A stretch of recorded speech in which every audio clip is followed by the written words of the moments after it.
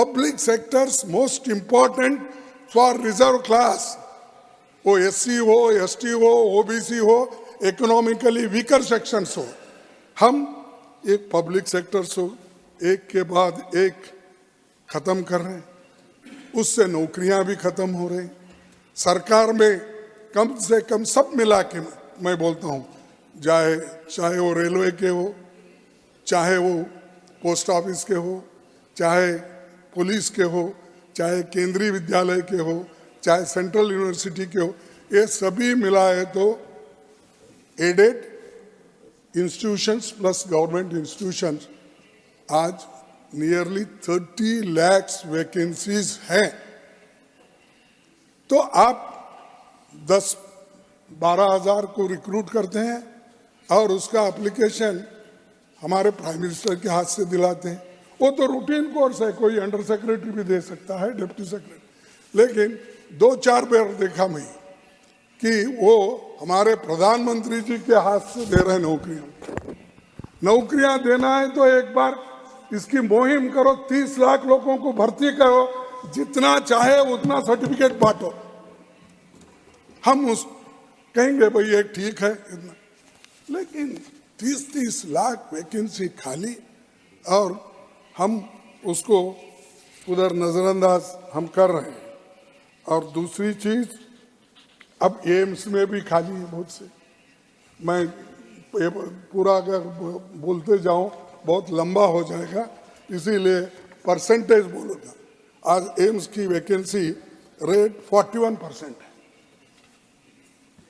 और 20 में 7 अस्पताल में स्टाफ की कमी है।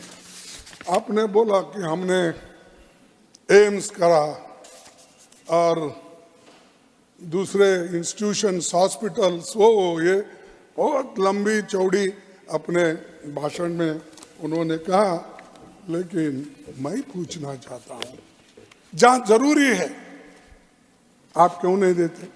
मैं बोला कि आर्टिकल 371J ये स्पेशल आर्टिकल सिर्फ हैदराबाद कर्नाटक के लिए लागू है और वो आखिरी अमेंडमेंट हमने लाया था, जो हमने कोशिश की, सब लोग सपोर्ट किए, उसमें जेटली भी थे, बीएसपी था, सब पार्टी के लोग यूनानिमसली उस अमेंडमेंट को सपोर्ट किए। मैं उसका याद करता हूं।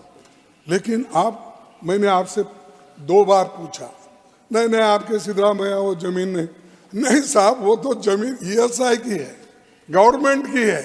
और एम्स अगर खोलेंगे entire backward class area cover हो जाएगा।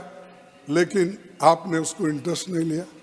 आप ऊपर से तो देखे होंगे, क्योंकि आपकी विमान 1-2 बार वहीं से आ गई और परसों भी आप 15 दिन पहले वहां उतरे गुलबर्गे में अपनी कॉन्स्टिट्यूंसी में।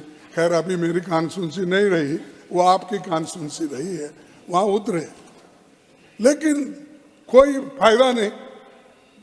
उसमें रेलवे वो भी रुक गए काम, एम्स बनाने के रुक गए।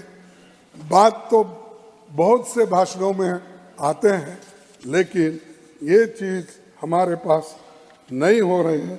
इसके लिए भी मैं आपसे निवेदन करता हूं कि देख लीजिए इधर। अब निवेदन करके भी फायदा क्या है? आखिरी स्टेज में देखेंगे कल क्या होगा और उसके बाद में बात करूं। लेकिन ये याद दिला रहा हूं, पिछले की बातें भी याद दिला रहा हूं, आगे आने वाली सरकार को भी, कोई भी हो, हम आओ आप आओ कोई भी आओ, उनको भी ये रास्ता है कि सोचने का कि बैकवर्ड एरिया में किन किन चीजों को आज क्या बोले। नहीं प्लीज कंटिन्यू।